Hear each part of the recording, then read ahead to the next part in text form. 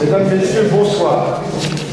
L'école est heureuse d'accueillir aujourd'hui Sylvie Aubenas, directrice du département des estampes et de la photographie à la Bibliothèque nationale de France. Elle va nous parler d'un personnage tout à fait exceptionnel, Eugène Durieux. Il se trouve que, travaillant dans les années 70 sur l'administration des cultes à l'époque concordataire et sur la restauration des cathédrales, j'avais découvert un personnage qui me paraissait extrêmement intelligent, maîtrisant parfaitement les données du service public, qui s'appelait Eugène Durieux. Et bien des années plus tard, je découvris que Sylvie Aubenas travaillait sur un photographe qui s'appelait aussi Eugène Durieux. Et c'est beaucoup plus tard encore que nous avons réalisé que c'était une seule et même personne, que ce Eugène Durieux, ou en couleur, vous l'entendrez tout à l'heure, haut fonctionnaire de culte, qui présidait à la nomination des évêques entre 1848 et 1850, qui avait d'ailleurs contribué à recruter des membres de l'épiscopat français tout à fait exceptionnel aussi, que ce même Durieux était un grand photographe de nu féminin. Voilà le personnage, le sujet qui va aujourd'hui nous intéresser. Je remercie encore Sylvie Aubenas d'être venue, d'avoir traversé la scène pour nous parler de Bonsoir. Je remercie Jean-Michel Lemieux de m'avoir proposé de faire une conférence sur Eugène Durieux. Aujourd'hui, Durieux est surtout connu des historiens de l'art et de la photographie pour sa collaboration avec Eugène Delacroix, sur les indications duquel il réalisa chez lui Durieux, et avec lui, les dimanches 18 et 25 juin 1854, une série de photographies de modèles nus. Durieux était membre fondateur de la Société héliographique en 1851, président du conseil d'administration de la Société française de photographie de 1855 à 57. Il est cependant bien plus qu'une figure des débuts de la photographie. C'est un juriste de formation, fonctionnaire au ministère de l'Intérieur jusqu'en 1848, directeur de l'administration des cultes de 1848 à 50, date à laquelle il prend sa retraite anticipée. Dans sa jeunesse, il est aussi poète, auteur de pièces de théâtre. Puis en 1857, il devient propriétaire d'une mine de charbon dans le Cantal et finalement s'établit à Genève après avoir été condamné pour faux en écriture par la cour d'assises de la Seine. À travers cette personnalité romanesque, je vais retracer pour vous, durant l'heure qui vient, une carrière et une personnalité vraiment hors normes. Je vais commencer en préambule, puisque nous sommes à l'école des Chartes, où s'enseignent les sciences auxiliaires de l'histoire, par une petite réflexion. J'ai été amenée quelquefois, à l'occasion de différents projets d'exposition, de livres et d'articles, à reconstituer la biographie de photographes du XIXe. Souvent, la photographie n'était pas leur activité principale. Elle se mariait avec les professions ou les situations de fortune les plus diverses.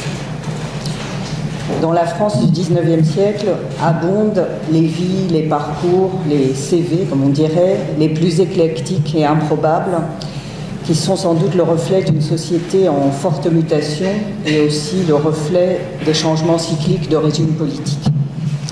Mais j'avoue que je n'ai jamais eu affaire à quelqu'un d'aussi difficile à cerner qu'Eugène Durieux, que je pourrais qualifier de véritable savonnette biographique parce qu'il vous glisse des mains à chaque fois que vous croyez l'avoir compris.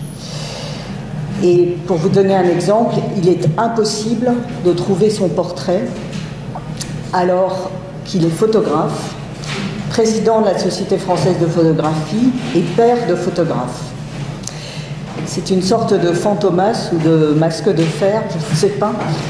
Il est possible aussi qu'après son passage en prison, il ait été victime d'une sorte de damnatio memoriae et que tous ses portraits aient été décrochés des lieux officiels où il se trouvait.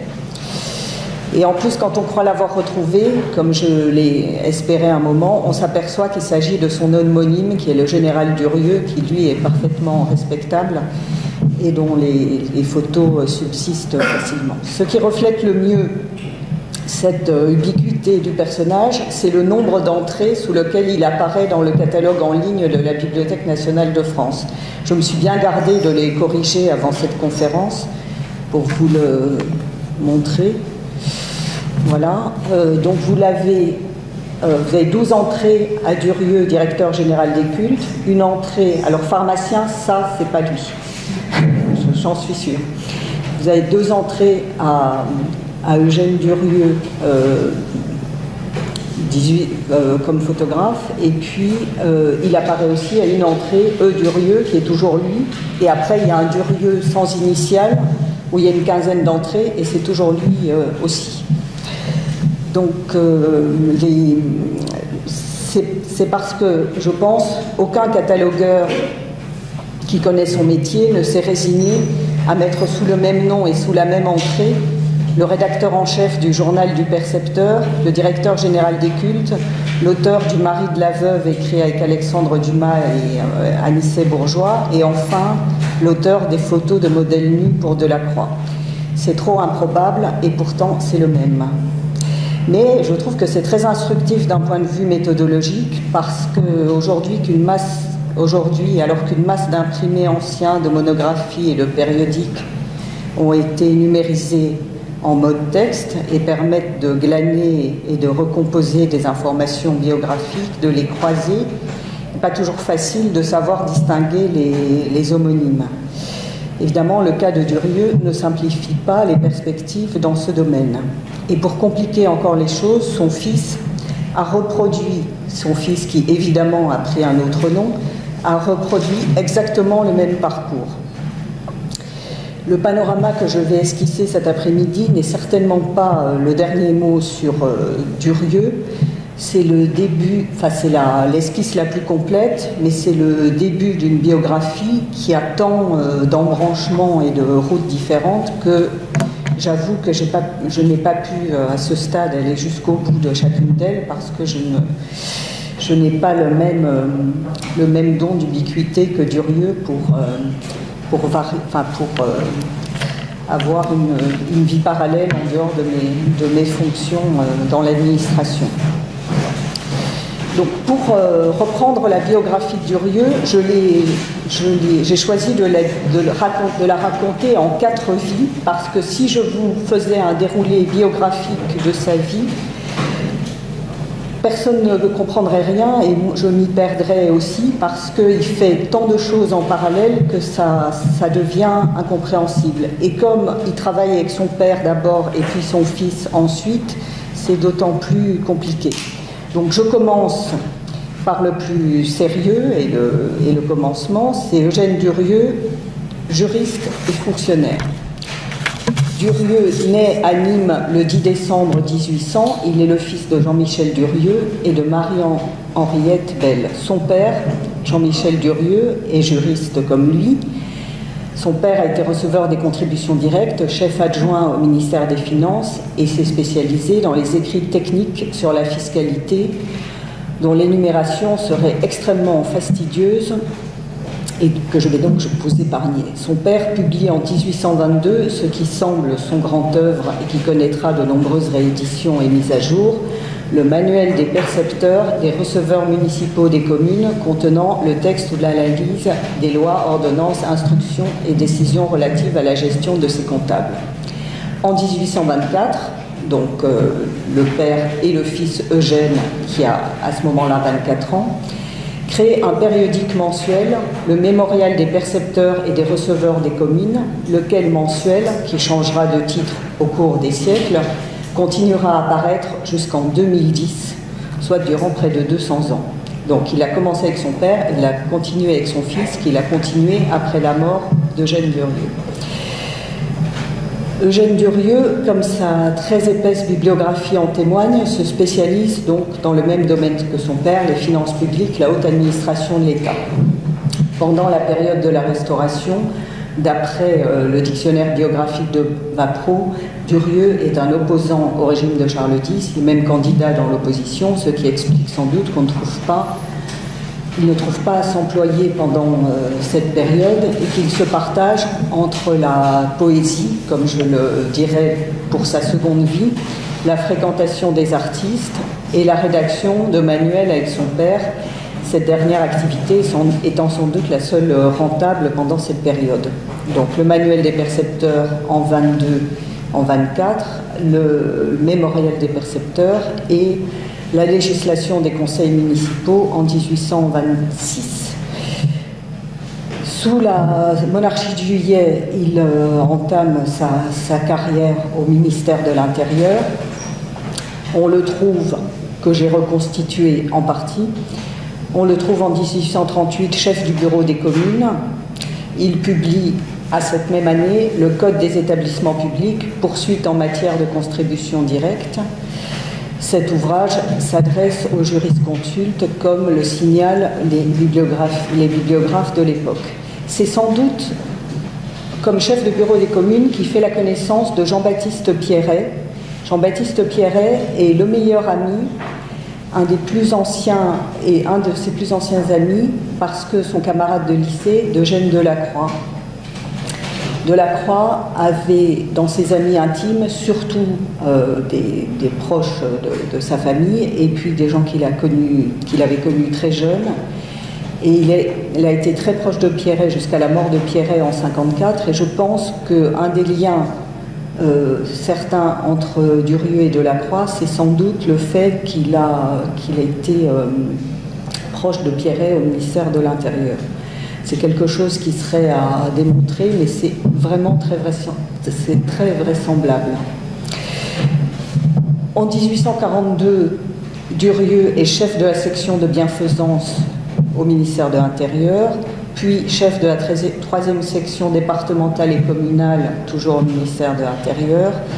Il publie le répertoire de l'administration et de la comptabilité des établissements de bienfaisance avec l'avocat Roche, qui est l'avocat à la Cour. Si je vous cite cette bibliographie assez ennuyeuse, ennuyeuse, disons austère plutôt, c'est pour creuser le contraste avec le reste de ses existences parallèles.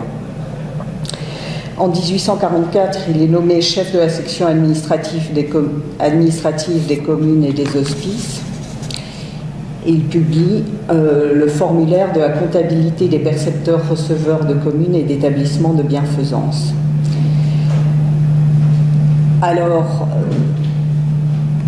donc, jusqu'en 1948, il est donc au ministère de l'Intérieur. Donc là, je fais un parallèle avec son fils, Auguste Durieux, qui lui fait aussi en vie parallèle une carrière administrative. Son fils est employé à la Légion d'honneur en 1856 et secrétaire de la commission permanente des valeurs de douane au ministère de l'Agriculture et du Commerce dans les années 1870. En février 1948, la carrière de Durieux change complètement. C'est là qu'il est nommé, le 29 février, directeur général de l'administration des cultes par Hippolyte Carnot, alors ministre de l'Instruction publique et des cultes, et qu'il crée la fameuse commission des arts et édifices religieux et les services des architectes diocésains. Avant de citer Jean-Michel Legnaud sur ce point, je vais jeter un premier voile sur cette carrière jusqu'à présent absolument exemplaire, en disant que, et ça serait quand même quelque chose à creuser aussi, que Léon Blois, bien plus tard, dans son journal, indique que Eugène Durieux est nommé directeur général des cultes par Hippolyte Carnot. Léon Blois dit « Pendant de longues années, Madame Carnot a été la maîtresse d'Eugène Durieux, tandis qu'Hippolyte Carnot était l'amant de Madame Durieux. Ce ménage à quatre s'entendait à merveille. » Est-ce la raison de sa nomination comme directeur général de l'administration des cultes? Je ne sais pas. Mais disons, alors après il y a d'autres hypothèses. Disons que peut-être que Léon Blois se trompe de ministre et que ça serait un autre ministre. ça serait à creuser si on trouve des sources sur le sujet. En tout cas, en juillet 1948, Mérimée, qui était tout à fait apte à juger de la personnalité des gens, écrit à Joly-le-Terme: le nouveau directeur général des cultes me paraît un galant homme, ce qui confirmerait l'hypothèse précédente. Il écoute et il a bonne envie de faire marcher son administration. Donc, dans cette administration, qui est donc le sommet de sa carrière, il a eu une importance considérable, puisque là, j'ouvre les guillemets, je cite Jean-Michel Legnaud, Eugène Durieux marqua profondément le service par les réformes qu'il introduisit.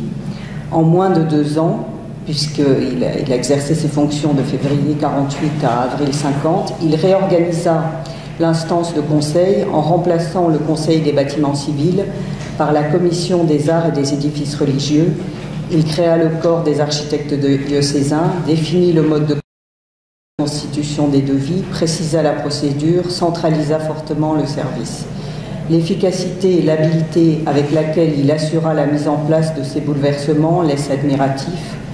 Les écueils étaient nombreux et furent tous évités. Les évêques et les préfets ne protestèrent que faiblement. Le service des bâtiments historiques dut réfréner ses désirs d'absorption. Le Conseil des bâtiments civils fut définitivement écarté sans protestation. Durieux suivit personnellement les affaires relatives au service des édifices diocésains. Il rattacha directement à son cabinet la commission des arts et édifices religieux. Il rédigea lui-même la plupart des rapports de présentation des réformes au ministre.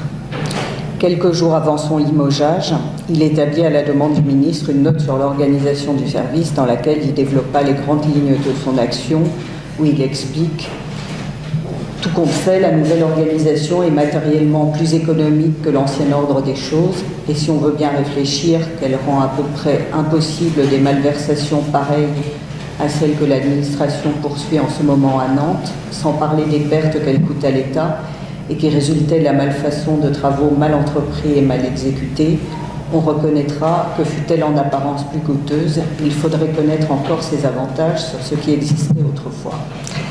Donc, une réorganisation extraordinaire à un moment décisif, au moment où Viollet-le-Duc et Mérimée s'occupent de l'état désastreux des cathédrales et des églises, le bon personnage au bon endroit, au bon moment, qui prend les bonnes décisions. Alors pourquoi, enfin c'est une question qu'on peut se poser quelquefois dans l'administration, pourquoi, puisque tout ce qu'il faisait, il le faisait si bien, se débarrasse-t-on de lui au bout de 2 ans? Ça, il y a plusieurs hypothèses à ce sujet. Il est remplacé par Monsieur de Contensin, préfet de Lyon, dont Dideron aîné se félicite de la nomination dans les annales archéologiques en disant: archéologue, dessinateur, administrateur, Monsieur de Contensin était désigné depuis longtemps par la force des choses pour l'administration des cultes où l'archéologie joue un si grand rôle. Nous ne sachions pas qu'un choix plus heureux put être fait, et l'amitié dont Monsieur de Contensin nous honore depuis longtemps n'est pas le seul motif de nos félicitations. Alors, est-ce que l'autre motif serait quelque chose qui reprocherait à Durieux? C'est difficile à dire. Peut-être en 1850, beaucoup de choses sont flottantes dans les décisions politiques. En tout cas, au moment où en 1858, Durieux a un procès en cour d'assises, le parquet, et ça c'est un document que je dois à l'obligeance de Marc Durand, le parquet de la Cour impériale écrit au ministère des cultes parce qu'il fait une enquête de moralité sur Durieux et lui demande les motifs de la révocation de Durieux comme directeur des cultes pour être édifié complètement sur la moralité de l'accusé.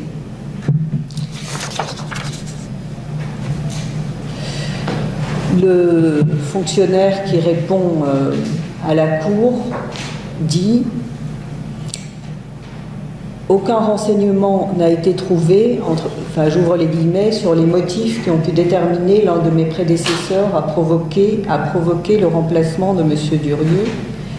La raison officielle est que Durieux était admis à faire valoir ses droits à la retraite. En 1850, il a 50 ans, il pouvait le faire, mais c'était pas urgent en tout cas. Donc là, il y a un mystère, une question qui reste à lever.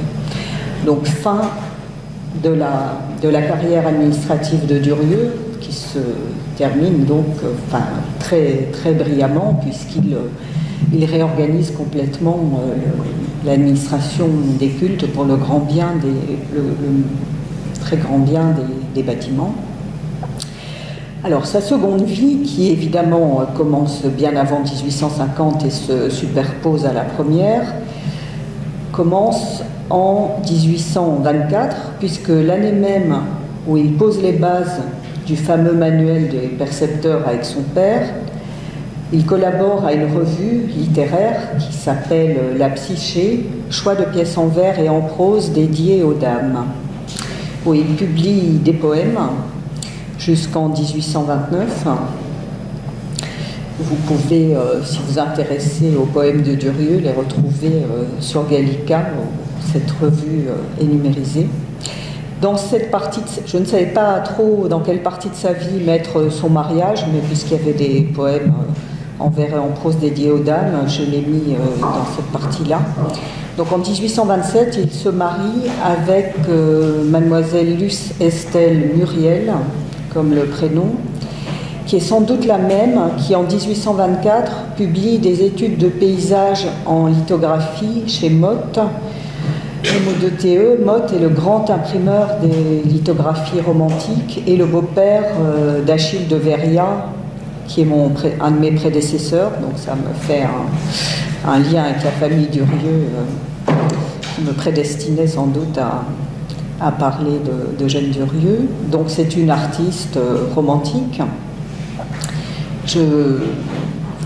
Elle a son importance parce qu'en fait son fils, leur fils qui est photographe aussi, prend le nom de sa mère, mais bien avant que la réputation de son père soit entachée.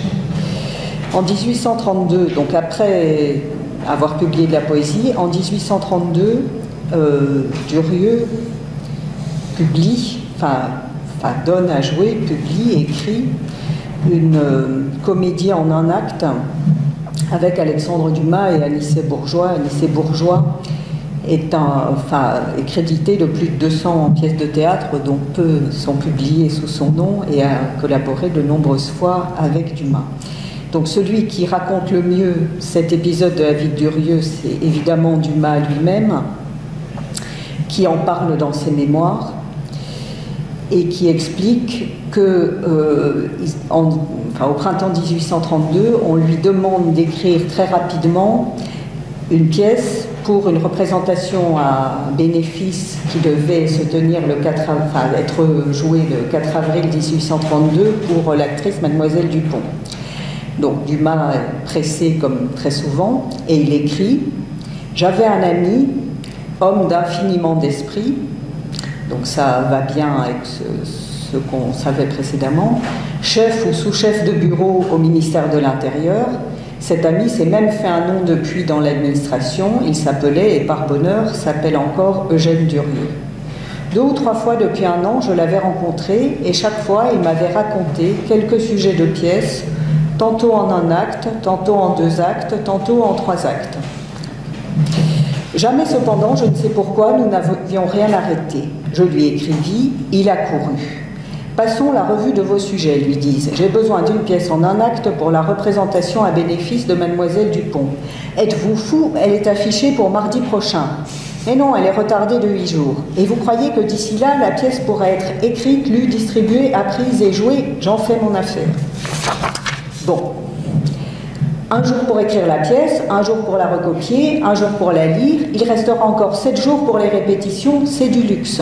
Eugène Durieux reconnut la justesse du calcul et me vida son sac.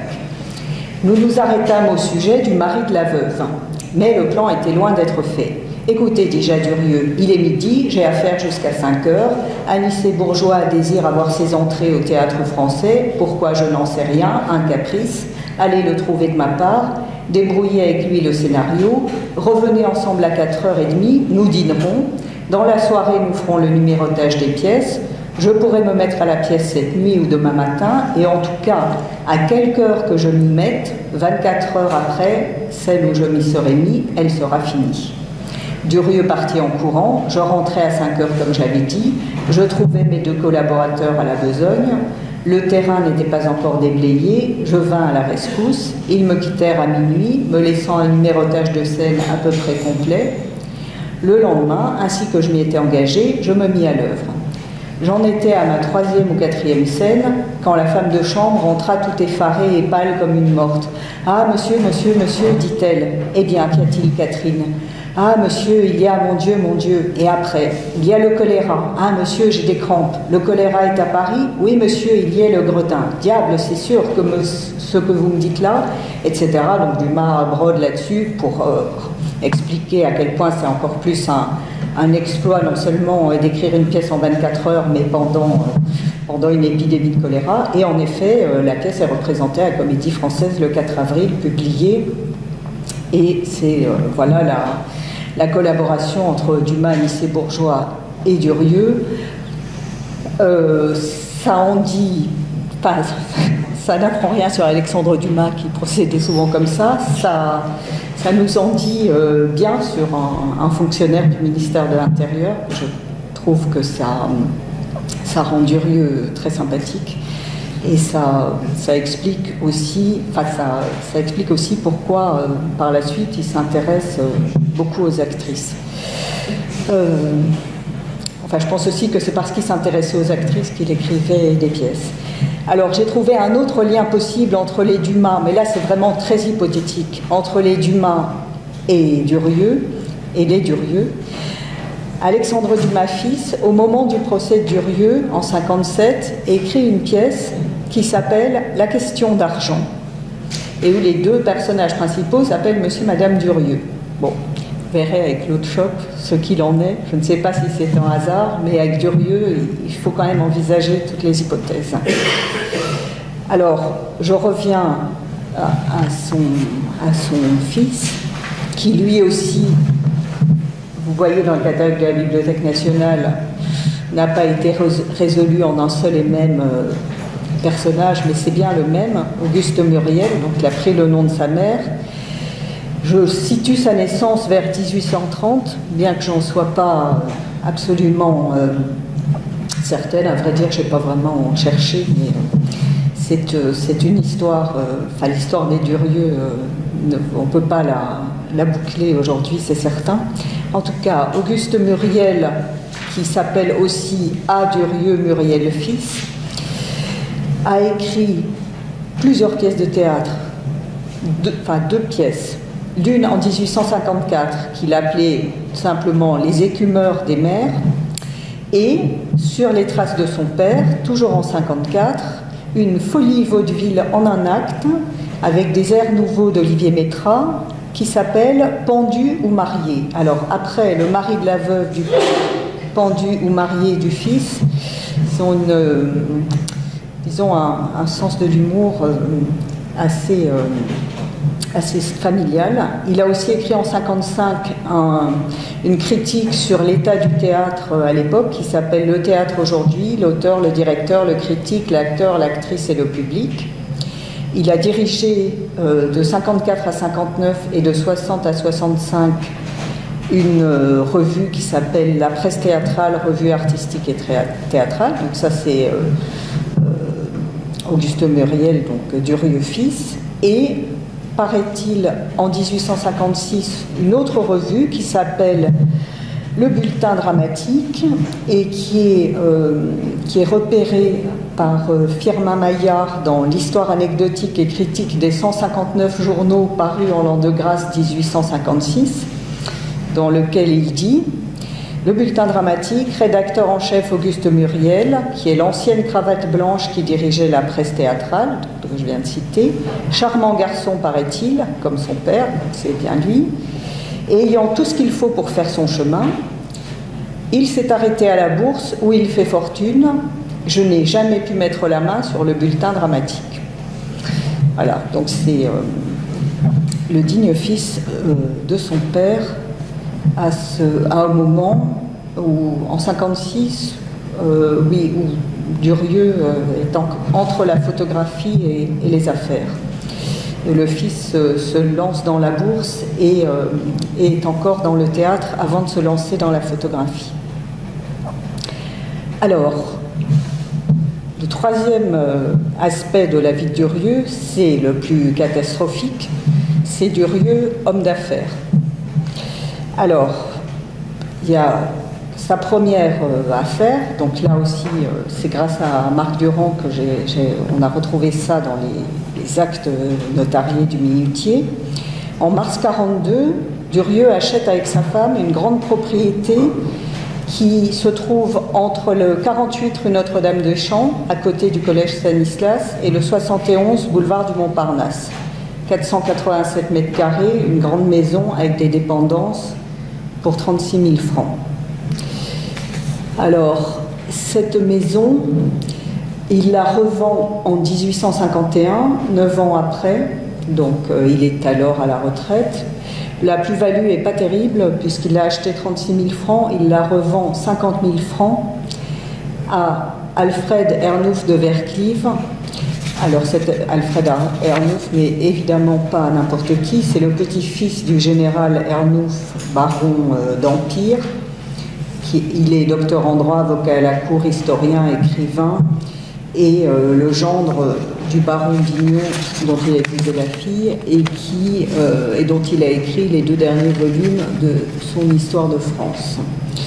Et on va retrouver Alfred Ernouf, puisque c'est avec lui que Durieux est en procès quelques années plus tard. Donc il l'a connu, en tout cas, en lui vendant sa maison en 1951. En 1947, pour la fameuse revue Le Mémorial des Percepteurs, Durieux crée une société en commandite sous la raison sociale Durieux et compagnie, devant notaire, société qui est dissoute en 1958 devant un autre notaire, au moment de ses pires ennuis judiciaires. Donc là, il faudrait aussi voir si, en cherchant plus précisément, on trouve des renseignements sur son réseau d'affaires dans cette société en commandite. Mais alors la grande affaire et la grande catastrophe de Durieux, c'est quand il achète en juin 1857 la concession de mine de houille, dite la concession de Champlay dans le Cantal, avec tout son matériel et ses dépendances, pour la somme de 210 000 francs à l'époque. Alors, qu'est-ce que c'était que cette mine de houille? Une ordonnance royale de 1842 fait concession des mines de Champlay à la société Rabusson, Lamotte, Ferrière et Lafitte. Le 17 mars 1857, donc à peine quelques mois avant que Durieux le rachète, cette société, donc Rabusson, Lamotte, Ferrière et Lafitte, revend la mine de Champlay pour 100 000 francs à une autre société en nom collectif, sous la raison sociale Bonne et compagnie. 4 mois après, cette société Bonne et compagnie revend la mine à Durieux pour 200 000 francs. Donc le prix double en 3 mois. Évidemment, sur les 200 000 francs, 100 000 francs servent à payer l'achat à la société Rabusson, Lamotte, Ferrière et Lafitte, puisqu'en fait, ils le revendent pour pouvoir payer l'achat. Donc c'est une opération très rapide à laquelle Durieux, je ne sais pas ce que Durieux espérait faire, mais en tout cas, il ne peut pas payer. Et donc, il tombe en déconfiture, il achète en juin, il tombe en déconfiture en décembre, Et la société Bonne, à qui il a acheté en juin, le traduit en justice dès le mois de décembre. Alors à ce moment-là s'enclenche toute une procédure où sa femme demande une séparation de biens parce qu'elle ne veut pas être solidaire de cette affaire, ce qu'on peut comprendre. Et un procès commence en 58 où, d'après le procès d'assises qui se tient en 60, on comprend qu'en 58, Durieux est condamné dans un premier temps à 20 ans de travaux forcés. Alors, 20 ans de travaux forcés, c'est quand même un peu terrible. Donc, en fait, pour se tirer de cette affaire, il a demandé un jugement contradictoire qui a lieu en 60. Donc, tous les journaux en parlent, évidemment, on s'en doute. Et on trouve à la fois dans la presse littéraire, l'Illustration et la presse un résumé de la situation que je vous livre. La cour d'assises de la Seine, présidée par Monsieur Brault, vient de consacrer 3 audiences à l'affaire d'Eugène Durieux, ancien directeur des cultes au ministère de l'Intérieur, qui vient de purger une condamnation par contumace à 20 ans de travaux forcés prononcée contre lui le 9 décembre 58. L'accusation reprochait à Eugène Durieux d'avoir mis en circulation 60 billets à ordre sur lesquels il avait apposé la fausse signature de Monsieur le baron Ernouf, donc celui à qui il a vendu sa maison. Ces faux étaient de 2 natures. 44 billets à ordre constituaient des engagements civils desquels il résultait des faux en écriture privée. 16 autres billets affectaient la forme exclusivement commerciale de mandats de lettres de change et constituaient des faux en écriture de commerce. Monsieur l'avocat général Barbier a soutenu l'accusation. Maître Sénard a défendu les intérêts de Monsieur le baron Ernouf, qui s'était constitué partie civile. Maître Crémieux a plaidé pour Eugène Durieux. Le jury, après 3 quarts d'heure de délibération, a déclaré l'accusé coupable de toutes les questions. Il a été admis toutefois, parce que rien n'est simple avec Durieux, en sa faveur le bénéfice de circonstances atténuantes. On aimerait vraiment savoir lesquelles. La Cour a condamné Eugène Durieux à 4 ans de prison. Durieux a en outre été condamné à payer à la partie civile la somme de 10 000 francs. La version de l'Illustration est un peu plus dramatique. Elle dit « Au commencement de la semaine dernière, un homme du monde, un écrivain auquel le théâtre français doit une spirituelle comédie que joua autrefois Mademoiselle Mars, un fonctionnaire d'un rang élevé, Monsieur Eugène Durieux, ancien directeur au ministère des cultes et officier de la Légion d'honneur, il a été radié immédiatement, ce qui fait qu'on ne retrouve plus le dossier, comparaissait devant la cour d'assises de la Seine. Et après, ils reprennent, déclaré coupable d'avoir mis en circulation 60 billets à ordre d'un montant de 277 000 francs sur lequel il avait contrefait la signature du baron Ernouf, un de ses amis. Monsieur Eugène Durieux a été frappé par contumace de la peine de 20 ans de travaux forcés. Il a voulu se faire juger contradictoirement. Des circonstances atténuantes ont été admises en sa faveur par le jury et la Cour l'a condamné à 4 ans d'emprisonnement.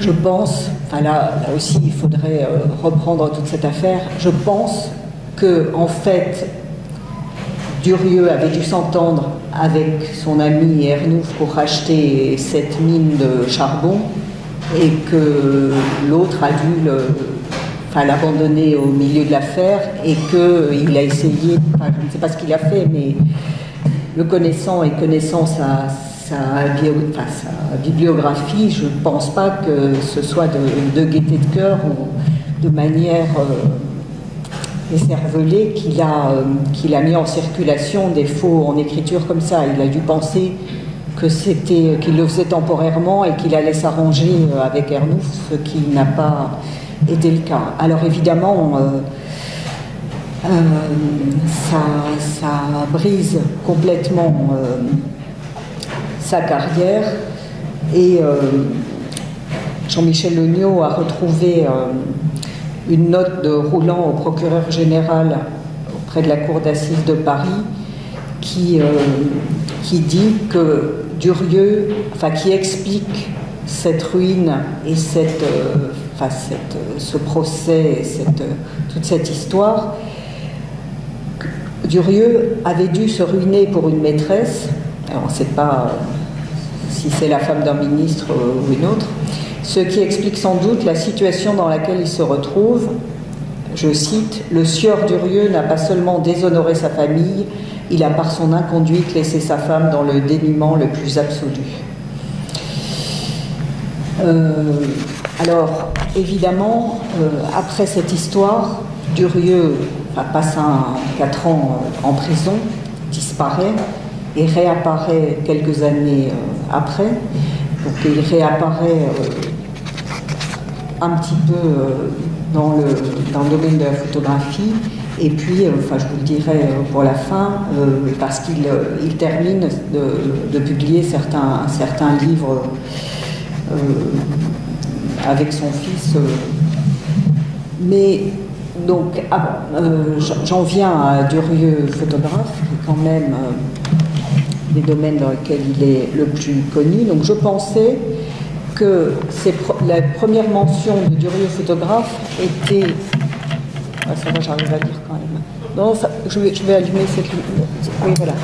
La première mention de Durieux photographe était de 1848, mais en fait, en cherchant dans les collections de la Bibliothèque nationale, j'ai cherché dans les œuvres de son fils, donc Auguste Muriel, et j'ai trouvé dans l'œuvre de son fils des contre-types déposés au milieu des années 60 par Muriel et qui sont en fait des reproductions de vues des Tuileries faites en 1842 et sans doute des reproductions de daguerréotypes. Alors je me suis dit que puisque, ce sont des hypothèses, mais comme beaucoup avec Durieux, que puisque Durieux avait des sympathies pour la monarchie de Juillet, il est possible qu'il ait pu se promener avec un appareil photographique aux Tuileries en 1942 et qu'il ait fait ces images et que donc qu'elles soient de lui. Donc il y a ces deux vues. Là vous voyez, donc je vous montre voilà, 13 juillet 1842, une chambre du Palais des Tuileries certifiée conforme au cliché, Auguste Muriel. Donc là, dans cette pièce, ce qui me plaît à moi et qui me fait penser à Durieux, c'est sur le meuble le chapeau de forme avec les gants blancs dedans. Ça, voilà le portrait de Durieux qu'on a jusqu'à présent et qui me convient bien voilà, donc c'est ces deux vues. Pourquoi au mois de juillet 42 il serait allé aux Tuileries, aurait fait ces deux daguerréotypes, je ne sais pas. Mais alors, ensuite, la première mention, c'est Mérimée a violé le duc le 29 juillet 48, au moment où Durieux est directeur des cultes.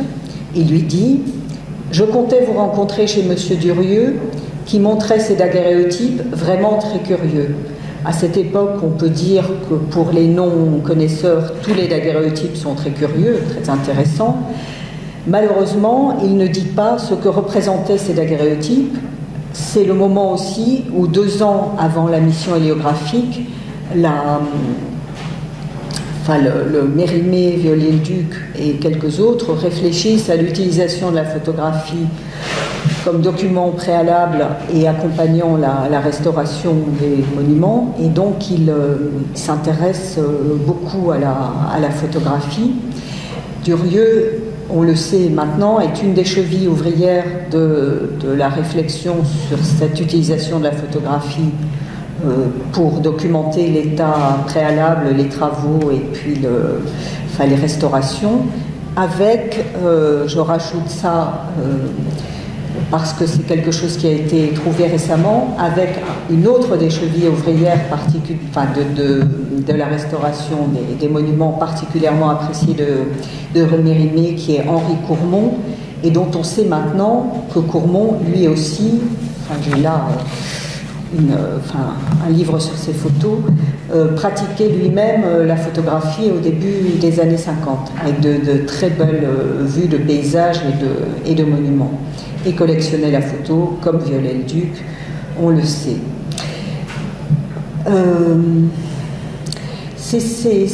Alors, c'est sans doute comme directeur des cultes que Durieux fait la connaissance de Delacroix. Sauf si, mais ça il n'en reste aucune trace, il l'avait déjà rencontré par l'intermédiaire de Pierret, en tout cas Delacroix n'en parle pas, et j'en ai pas trouvé de traces antérieures. Ce qui est sûr, c'est que Durieux sollicite Delacroix en novembre 1949 pour faire partie de la commission des arts et édifices religieux du ministère de l'Instruction publique et des cultes, la commission formée en décembre 1948. Il demande à Delacroix de donner son avis sur un certain nombre de chantiers, et Delacroix mentionne dans son journal, le 26 février 1850, que Durieux l'a appelé, sur place, pour juger le procédé Haro. Le procédé Haro était un procédé de restauration de fresques et devait être appliqué à la restauration d'anciennes fresques retrouvées, redécouvertes à Saint-Eustache en 1849. Après, première rencontre de Delacroix à Durieux, seconde mention, Léon Risner, le cousin de Delacroix, qui lui aussi faisait de la photographie, du daguerréotype, des portraits et des nus comme Durieux. Risner écrit en 1852 « Monsieur Durieux vient de faire de lui, Delacroix, un daguerréotype sur papier ». Daguerréotype veut dire photographie à l'époque communément. Un daguerréotype sur papier excellent, inscrivez-vous pour une épreuve. Le voilà, ce portrait de Delacroix par Durieux. Il y en a deux variantes. Nous les avons à la Bibliothèque nationale en contre-type venant de la collection Moron-et-Laton, de l'historien d'art, collectionneur Moron-et-Laton. Il existe un tirage au musée d'Orsay, et ça c'est un contre-type fait par Auguste Muriel, donc le fils de Durieux, en carte de visite. Et voilà le dos de la carte de visite, donc photographie des trois empereurs, Auguste Muriel, 170 rue de Rivoli, en face le ministère d'État. Les Durieux ont toujours un rapport avec le ministère, même quand ils font de la photo. Voilà. Donc, au début des années 1850, Durieux pratique la photographie sur papier. Il est passé du daguerréotype au papier.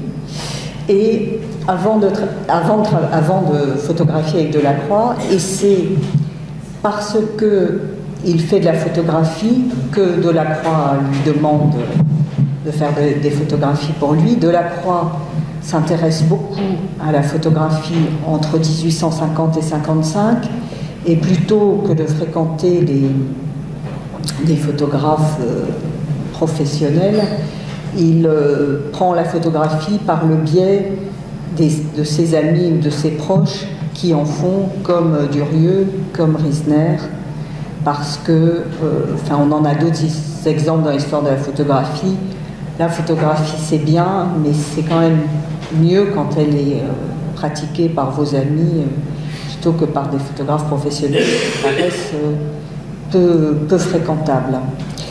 Donc, la production de Durieux seul est assez différente de ce que Delacroix lui demande de faire, qui est beaucoup plus sobre et beaucoup plus lié évidemment à l'œuvre de Delacroix. Donc ces images que vous voyez là, dont je n'ai pas de très bonne reproduction, proviennent d'un album de photographie de Durieux qui est conservé à la George Eastman House à Rochester, où il a été vendu en 1839 par le photographe Gabriel Cromer, qui l'a acheté sur le marché parisien au début du XXe siècle. Donc Durieux seul a un goût assez chargé, et donc vous voyez cette odalisque dans ce décor. La peau de panthère qui est là se retrouve dans les photos de Delacroix, c'est un fil conducteur dans les photos de Durieux. Et là vous avez une actrice en costume qui atteste bien du goût de Durieux pour le théâtre. Là, alors ça c'est une photocopie, il faudrait vraiment que j'en trouve une meilleure reproduction. Pour moi, j'aimerais que ça soit le portrait de Durieux, parce que il y a le chapeau de forme, un personnage qui fait tout à fait un fonctionnaire du ministère de l'Intérieur qui va tout à fait entouré de ces trois figures féminines qui font une autre partie de sa vie, la photographie. Ce modèle-là, enfin, le modèle d'en haut est une petite actrice, Mademoiselle Amélie, qu'on retrouve dans des portraits, enfin dans l'album de Delacroix et photographiée par Adrien Tournachon. Elle est célèbre pour des pantomimes qu'elle fait en 1853 sur les planches des théâtres parisiens, donc ça m'irait très bien, mais là j'en ai pas la preuve.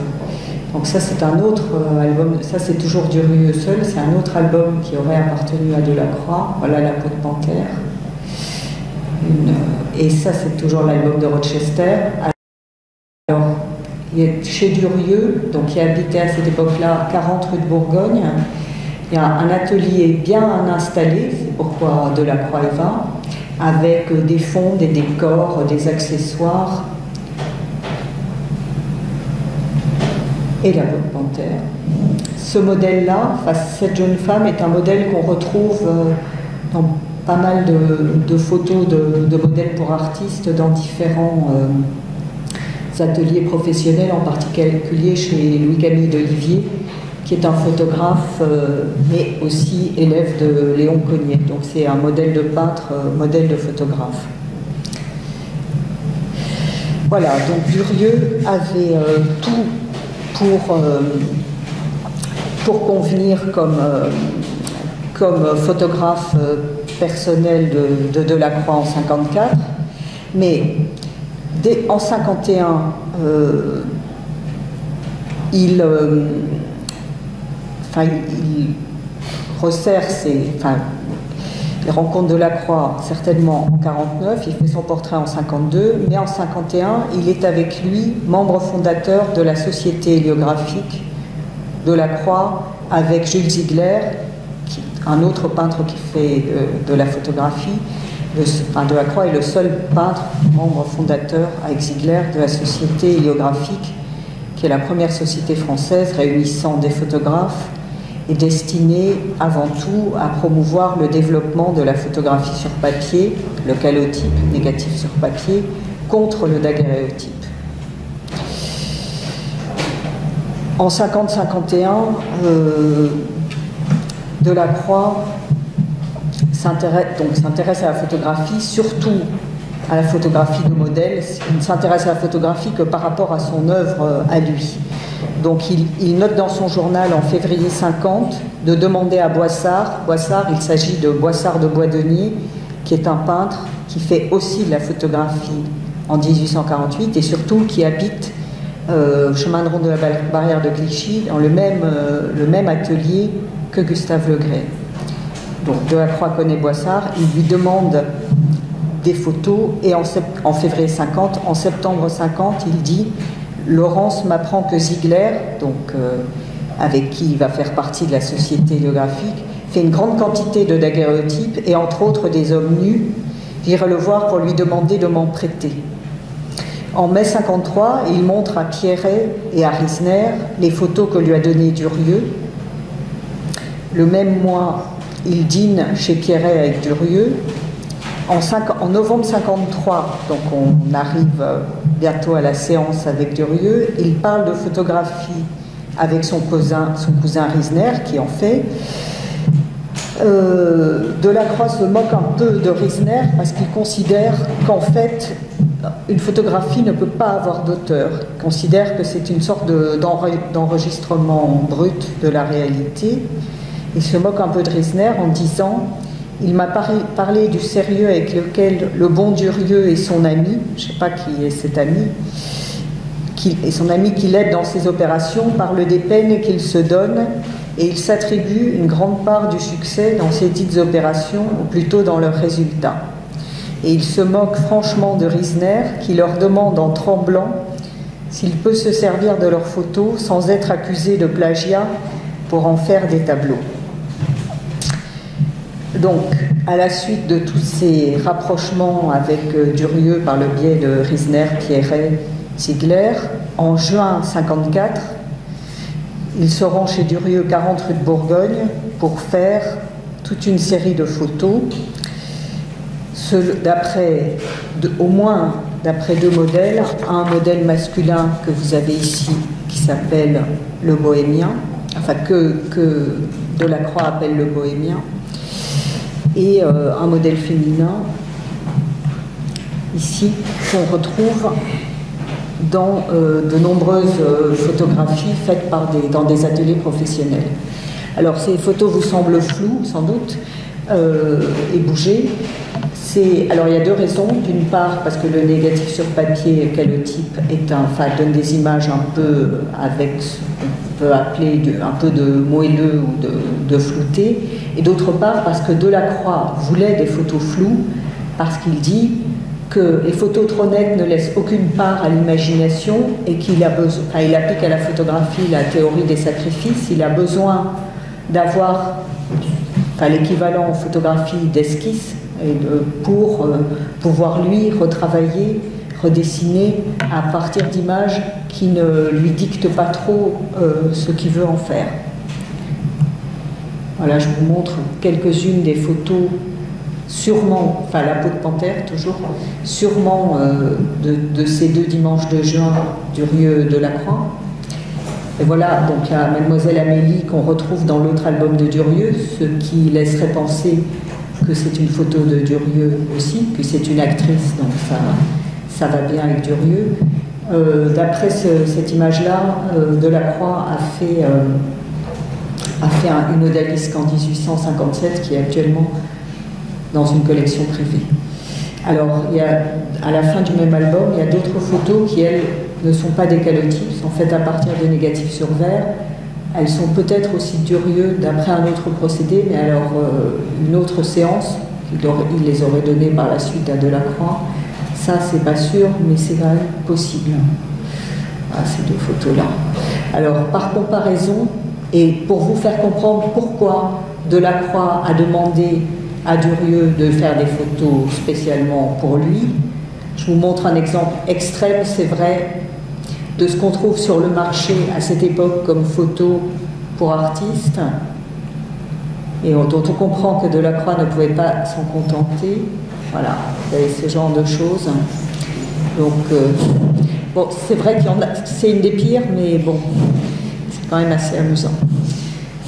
Donc, je ne sais pas, je pense qu'Holbein a dû se retourner dans sa tombe. Voilà, et donc voilà ce qu'on faisait Delacroix, donc une épreuve d'après le Bohémien. Et ça, c'est un dessin de Delacroix de juillet 55. En fait, Delacroix voulait avoir des photos pour pouvoir travailler d'après photo quand il n'était pas à Paris et qu'il n'avait pas de modèle sous les yeux. Il s'en sert, il le dit dans son journal, il s'en sert pour dessiner en 1854 et 55 quand il va faire des séjours à Dieppe.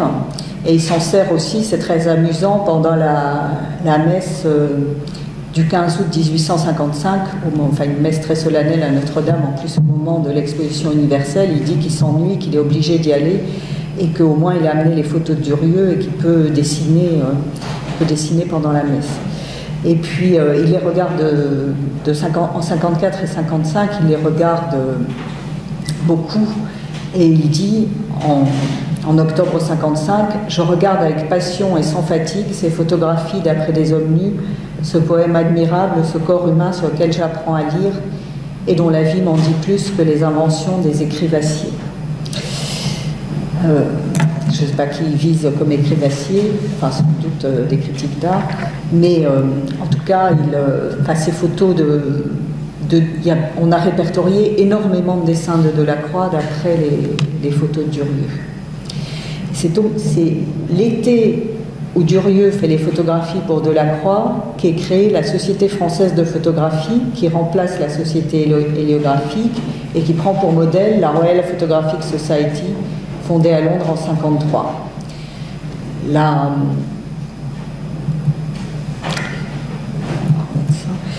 Une première réunion en août 1954 a lieu, au cours de laquelle Durieux rédige les statuts de la société, puis il en devient président à l'automne, jusqu'en 57, en fait jusqu'à ses ennuis judiciaires où évidemment il quitte la Société française de photographie.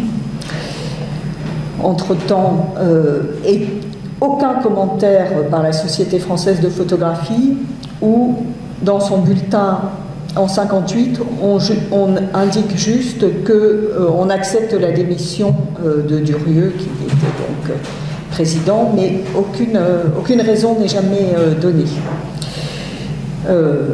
Delacroix lui-même ne commente jamais les ennuis de Durieux après 55. Durieux participe très activement, comme on le lit dans le bulletin de la Société française de photographie, à tous ces débats et ces discussions en 55, 56 et début 57. Il est chargé du rapport sur l'exposition, la première exposition de la Société française de photographie en 55. Il est très très actif dans le domaine de la photo jusqu'en 57. Il disparaît complètement en 57. Évidemment, il va en prison plusieurs années, donc on peut comprendre qu'il ne donne plus de nouvelles. Et curieusement, il réapparaît en 65 et il écrit en 65 une lettre à la Société française de photographie, la seule trace qu'on a retrouvée de lui dans leurs archives. Donc, société qu'il a créée et présidée pendant 3 ans. Monsieur, jusqu'en 1857 et pendant les 11 premiers mois de 1858, novembre inclus, vous avez bien voulu me remettre le bulletin de la Société française de photographie.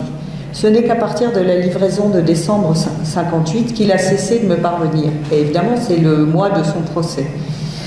C'est ma faute, car je le faisais prendre au bulletin de la Société. Évidemment, on ne pouvait plus le faire prendre. Vous voulez bien le tenir à ma disposition. J'ai négligé de l'envoyer chercher. Ben oui, il était en prison. Donc cependant, monsieur, je n'ai pas cessé, sinon de pratiquer, du moins d'étudier la photographie et d'en suivre les progrès avec beaucoup d'intérêt. C'est assez vous dire le prix que j'attache au bulletin, auquel me ramènent des souvenirs qui remontent à sa création. Croyez-vous qu'il serait possible de mettre à ma disposition l'arriéré qui manque à la collection dont j'ai le commencement? Je vous serais personnellement très reconnaissant de ce que vous voudriez bien faire à cet égard. Et sur la réponse que vous aurez la bonté de me faire, j'enverrai prendre ces numéros. J'ai eu l'occasion de vous faire remettre un volume de 55 et quelques numéros que j'avais en double, pensant qu'ils pourraient vous être de quelque utilité. À ce moment-là, en 65, il a comme adresse 170 rue de Rivoli, qui est l'adresse de l'atelier de son fils, qui, au moins entre 64 et 68, devient photographe et se spécialise dans les portraits d'actrices. Évidemment, il est installé place du Palais Royal et il est aussi photographe officiel de Sainte-Barbe comme ancien élève de Sainte-Barbe. Voilà un portrait fait par son fils. Donc il y a vraiment une tradition familiale. J'ai retrouvé un article dans l'Europe Artiste sur l'atelier de son fils qui est amusant parce qu'il marie vraiment les intérêts de la famille. Voilà ce que ça dit. La photographie des 3 empereurs, dirigée par M. Auguste Muriel, un de nos anciens confrères de la presse théâtrale, vient de subir de nouveaux aménagements nécessités par l'extension même de cet établissement, situé en face des bureaux du ministère d'État et de la Maison de l'Empereur. Voilà. Ayant vu sur la place du Palais Royal et la nouvelle façade de la Comédie Française, la photographie des 3 empereurs est positivement placée dans le centre le plus brillant de Paris. L'éducation de M. Muriel, ses relations personnelles sont de nature à faire rechercher l'établissement qu'il dirige et l'habileté de ses opérations ne le cède à aucun autre. Voilà, je vais m'arrêter là de cette citation, mais on a toujours le ministère, le théâtre et la photographie. Et j'ai trouvé aussi un lien entre la peinture et la photographie pour le fils de Durieux, puisque les spécialistes de Manet considèrent, alors malheureusement je n'ai pas retrouvé la photo, voilà, que ce tableau de Manet, le combat de taureau de 1865, serait fait exactement d'après une photo d'Auguste Muriel qui a fait la Plaza de Toro, qui a fait beaucoup de photos en Espagne. Ça ne veut pas dire qu'il y a eu des relations personnelles entre Muriel et Manet. Enfin, peut-être, on va peut-être les retrouver. Mais en tout cas, je trouve que Durieux a vraiment un très bon fils parce qu'il a suivi religieusement l'exemple de son père et jusqu'à finir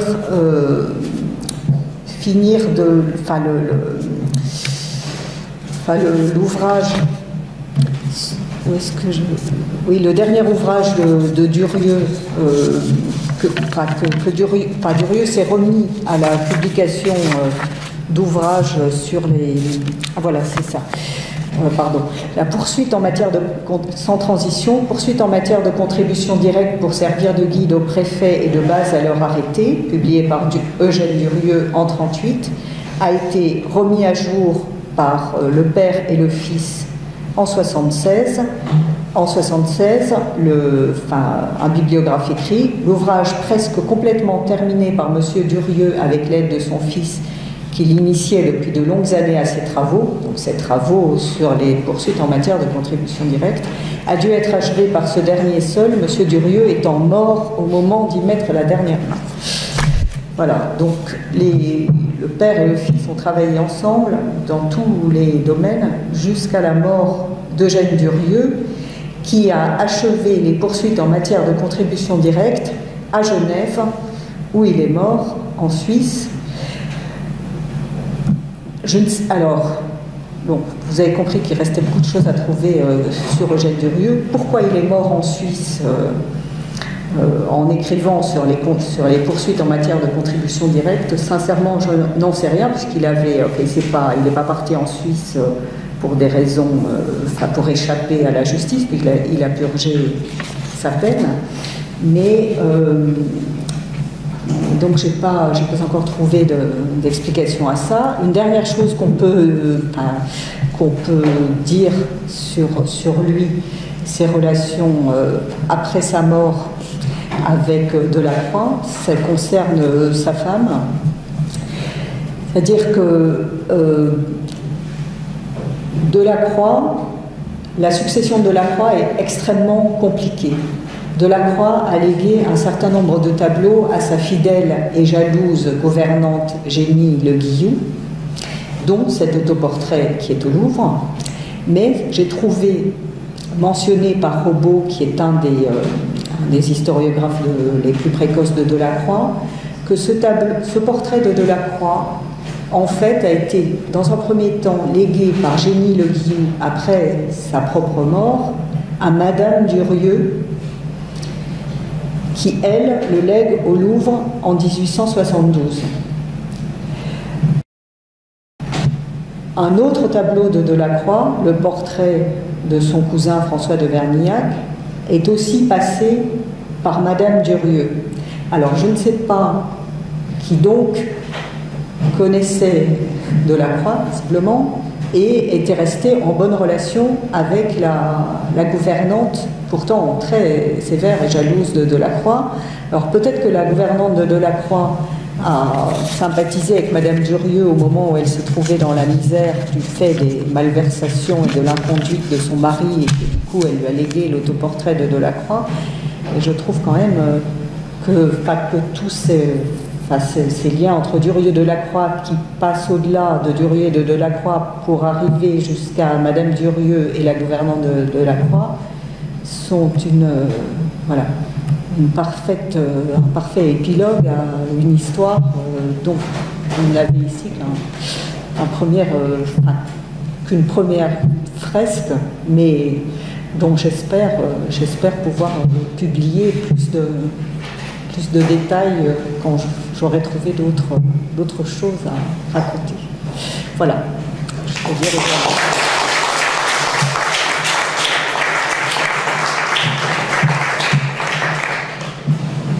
Merci beaucoup. Je suis sûr que vous avez certainement beaucoup de questions à poser sur toutes ces énigmes, histoire de les éclaircir davantage.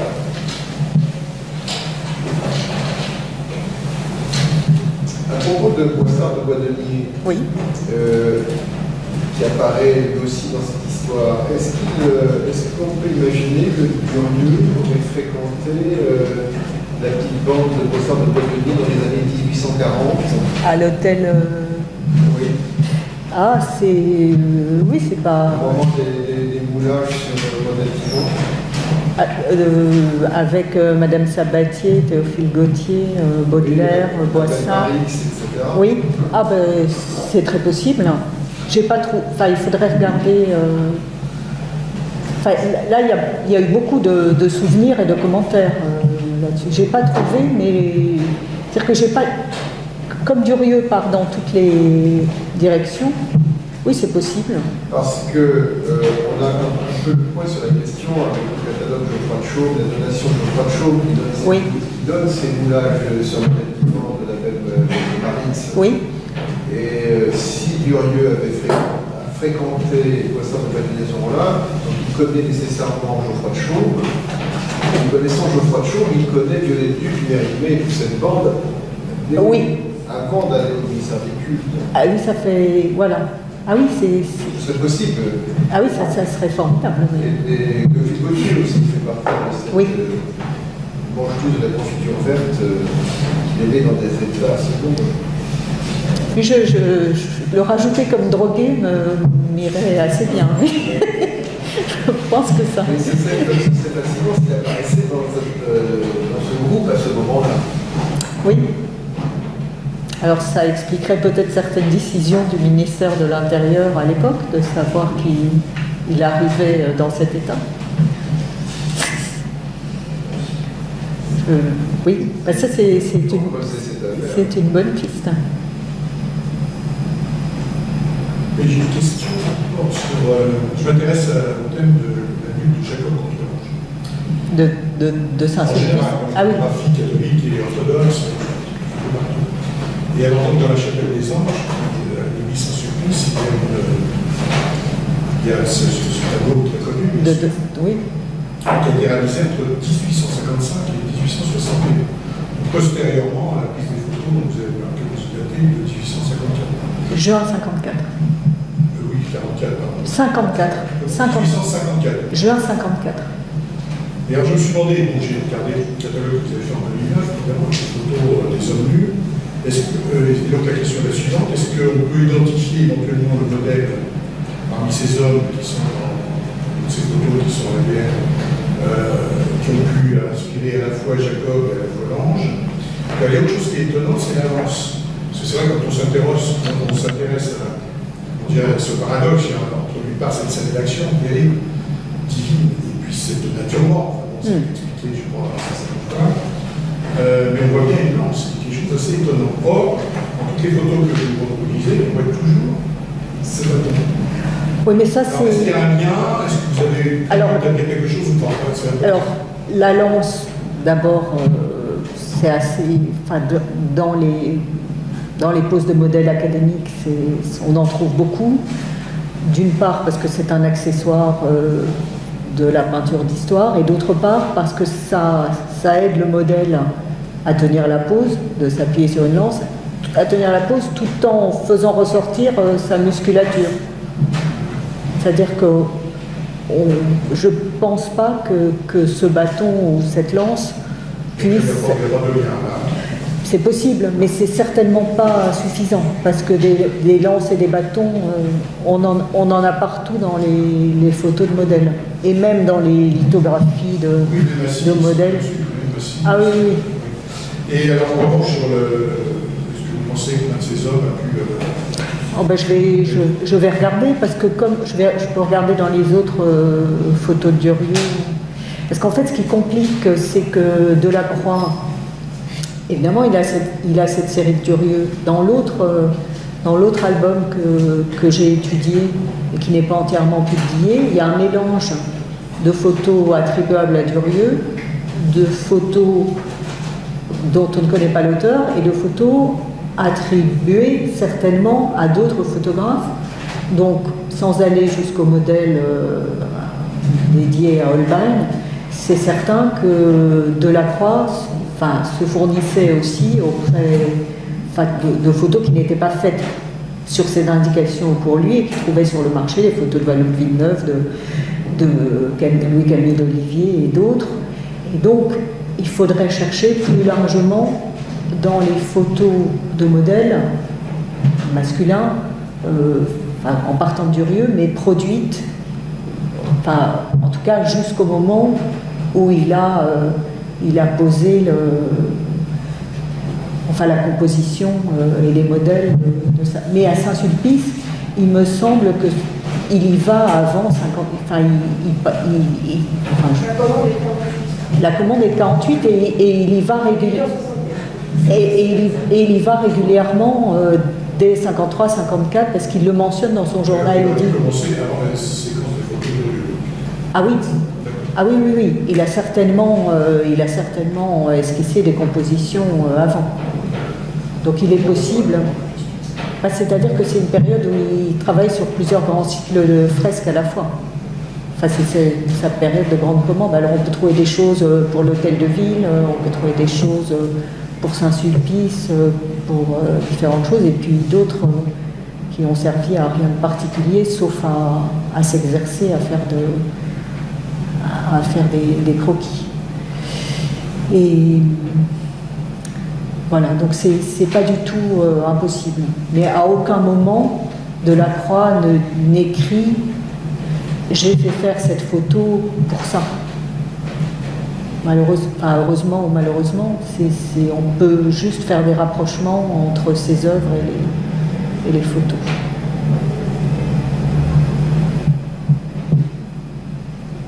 Alors, il y a d'autres choses à mon avis concernant la raison de la révocation du ministère des cultes. On a parlé tout à l'heure de lien de la résistance.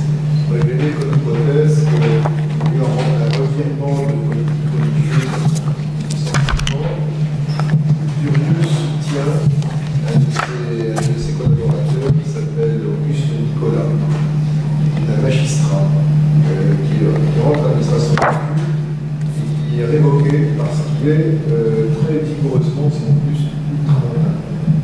Et la politique, ça c'est les nominations de 48, et la politique bascule très vite vers le gallicanisme, ce qu'on appelle le néo-gallicanisme, qui va se développer pendant tout le Second Empire. Et curieusement, Durieux soutient Nicolas, qui est un personnage très austère, très sévère, catholique intransigeant. Et une collusion entre les deux personnages. Alors, je me suis demandé si Durieux n'avait pas sauté à cause du soutien qu'il avait apporté à Nicolas. Ah ça serait le comble alors. Voilà. C'est un personnage très étonnant. Qu'il aurait été révoqué, non pas pour son inconduite ou ses torts, mais parce qu'il soutenait quelqu'un qui était trop catholique. Les arguments politiques sont toujours plus forts que les arguments d'ordre privé dans la vie publique. Oui, c'est sûr. Et donc, tant qu'il reste d'ordre privé, oui, c'est sûr. Oui, de toute façon, c'est resté, quand même, toutes ces affaires privées sont restées très privées, puisque même le fonctionnaire des cultes que vous avez cité ne donne aucune indication au parquet sur la raison de la... Oui. Donc tout ceci reste très distrait. Et on peut imaginer qu'au parquet, il aurait quand même dit la vérité s'il avait eu quelque chose dans le dossier. Vous voyez, ça aurait mis en cause la direction des cultes elle-même. Ah oui. L'honorabilité de la direction des cultes, qui a la responsabilité des cultes. Oui. Et en tout cas, il soutient Nicolas, et Nicolas est expulsé. Donc il n'y a pas de raison que lui aussi ne soit pas limogé par la suite. Et vous regardez les ouvrages de Nicolas, c'est très intéressant, c'est vraiment très intéressant. Pour le syllabus, ensuite l'Immaculée Conception, le pouvoir du pape, ça fait désordre dans un système. Alors on va rajouter un chapitre Durieux, catholique ultramontain.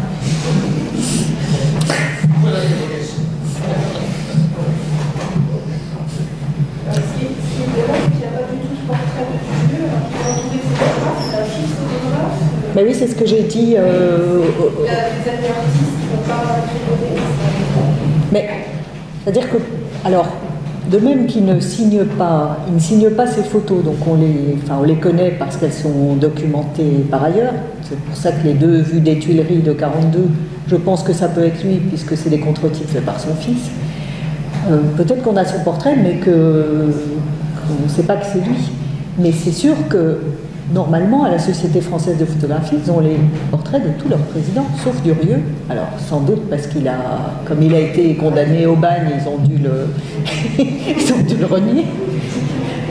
Voilà. Mais, alors peut-être qu'on l'a, mais qu'on ne sait pas que c'est lui. Mais forcément, son portrait a dû être pris à un moment ou l'autre. Mais le fait qu'on n'arrive pas à remettre la main dessus, ça va bien avec le personnage. Mais on va quand même on va le retrouver. Le tout, c'est de pouvoir recouper suffisamment pour être sûr que c'est lui. Et puis après, on a le général Durieux qui, lui, est beaucoup photographié et qui nous parasite complètement. Parce qu'il ne pose pas toujours en uniforme, alors ça, c'est trompeur.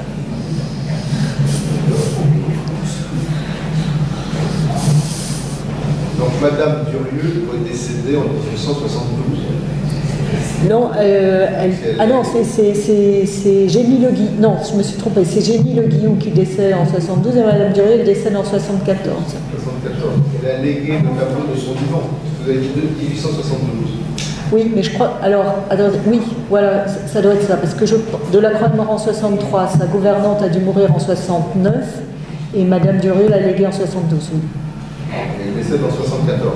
Et elle décède en 74, quelques mois après son mari. Et Durieux en 76. En 74. Et son grand œuvre avec son fils n'est achevé par son fils qu'en 76, mais jusqu'à son dernier souffle, Durieux s'est remis à un manuel du percepteur. Le fils décède quand? Ah, le fils, je ne sais pas. Ça, je sais pas. Mais le fils, ça doit être trouvable. Oui. Une chose intéressante, c'est la date du photographie. Est-ce que ça se passe vraiment au moment de la mort, entre le moment de la mort et son enterrement? Comme si cette pièce vide, c'était, je ne sais pas, mais le 13 juillet 42. Voilà, il faut regarder. On va regarder. Je sens quelque chose d'un peu mortuaire. En tout cas, je suis contente de les avoir retrouvés parce que des photos des intérieurs des Tuileries en 42, il ne doit pas y en avoir beaucoup, et je ne sais même pas s'il y en a du tout. Et là, elles sont cachées dans l'œuvre du fils Durieux. Le buste, c'est le Victor. C'est le buste. Cette photo, il y a un buste. Oui. De Louis-Philippe, je pense. Oui, ah, on va regarder ça. C'est le chapeau de Victor.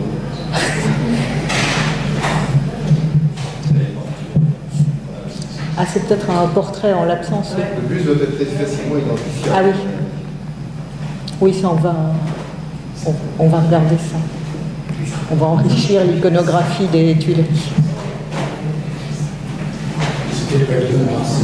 C'était le pavillon de Mars. Oui.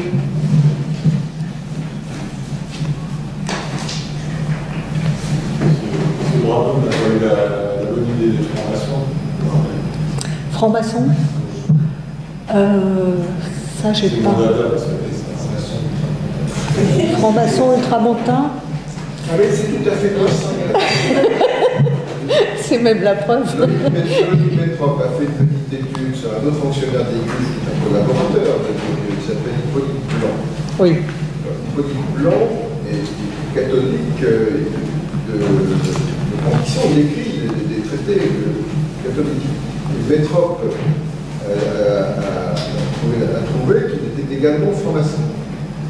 Et c'est aussi le beau-frère d'Aristide Cavalier-Coll. Et si on cherche à comprendre pourquoi il y a tant dans les cathédrales d'orgue de Cavalier-Coll, c'est tout simplement son beau-frère, de toute façon, des lieux. Et puis il dirigeait la section des édifices du culte catholique. Tout se passait en famille dans cette maison. Donc c'est pas exclu. C'est pas impossible. On va chercher. Ça, c'est pas compliqué de savoir. Il faut que je cherche aussi du côté du baron Ernouf pour voir ce qui s'est passé en juin, décembre 57, parce que quand même Durieux enfin, il n'était pas naïf. Enfin, il y a un moment où il a dû lui manquer quelque chose parce que il ne peut pas avoir acheté quelque chose à 200 000 francs et se trouver comme ça. Je pense qu'il doit y avoir une explication. Quelqu'un qui a écrit autant de manuels sur, sur les finances. Est-ce qu'on n'a pas une idée des droits d'auteur qui pouvaient rapporter ce manuel? En fait, entre ses manuels et son mensuel sur le mémorial des percepteurs, ben je pense qu'en fait il devait vivre de ça, parce que je ne vois pas quoi d'autre. Si, puis tant qu'il était fonctionnaire. Oui, il était fonctionnaire, mais après, oui. Bon, ça... Entre 1850 et sa mort, bon, il a essayé de se lancer dans les affaires, mais après. Et comment arrive-t-il à trouver 200 000 francs? Mais justement, le problème, c'est qu'il ne les a pas trouvés, puisqu'il est en défaut de paiement immédiatement. Donc je pense qu'il avait dû concevoir. Enfin, c'est quand même. La partie il me semble que la partie 1855-1860, c'est la partie du Second Empire où il y a le plus d'affaires, de folie des grandeurs, de grandes sociétés qui se créent. Donc il a dû se dire, bon, ben, je vais, comme tout le monde, entre guillemets, je vais me lancer dans les affaires, et puis j'ai des relations, ce baron, tout ça, et ça a dû s'effondrer d'un coup. Il a dû se trouver à avancer de l'argent qu'il n'avait pas et à ne pas pouvoir. S'il a surpayé sa nuit, c'est aussi que Carnot fait le président. Oui. Il profite de faire ça de moitié avec lui. Oui. Et laisser tomber en même temps. Mais oui. Mais oui, c'est ça. Il faut lui forcer la main en faisant des papiers à sa place. Mais oui, il a dû lui forcer la main en faisant les papiers à sa place, en disant il va les reconnaître, et puis non. Enfin, sur la famille Ernouf, il doit y avoir de la bibliographie et des archives.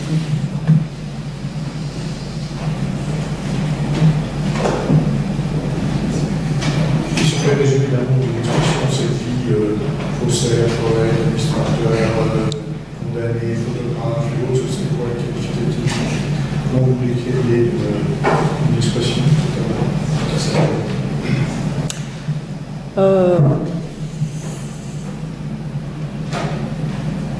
Je ne sais pas si on peut choisir. En tout cas, je dirais que c'est un haut fonctionnaire avant l'ENA. C'était touche à tout, Mais il fait tout très bien. Touche à tout, c'est un côté un peu dépréciatif. Or, lui, il fait tout très bien. C'est-à-dire que chacun de ses activités suffirait largement à une vie, à la vie de quelqu'un. Parce qu'il n'aurait été que photographe, ça serait déjà formidable, que fonctionnaire, très bien, que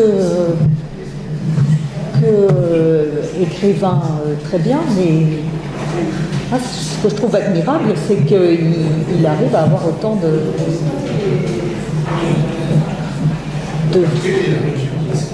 et puis en plus d'avoir une descendance aussi, parce que malgré ses ennuis et puis son inconduite, visiblement il est un modèle pour son fils. Ça c'est très bien aussi. Le mari de la veuve. C'est très drôle et ça a été joué comme temps. Ça a dépassé le siècle en 1902, c'est encore une pièce à succès. Avec l'excellence dont vous avez parlé, ça a été une des dernières incarnations. Donc, pièce à... Oui. On est dans une fausse c'est une fausse veuve. Oui. Le fils prend le nom de sa mère de façon épisodique? Non, alors le fils, j'ai pensé d'abord que le fils prenait le nom de sa mère parce que le père avait déshonoré le nom de Muriel, mais non, parce qu'en fait le procès est en 57 et le fils prend le nom de Muriel en 54.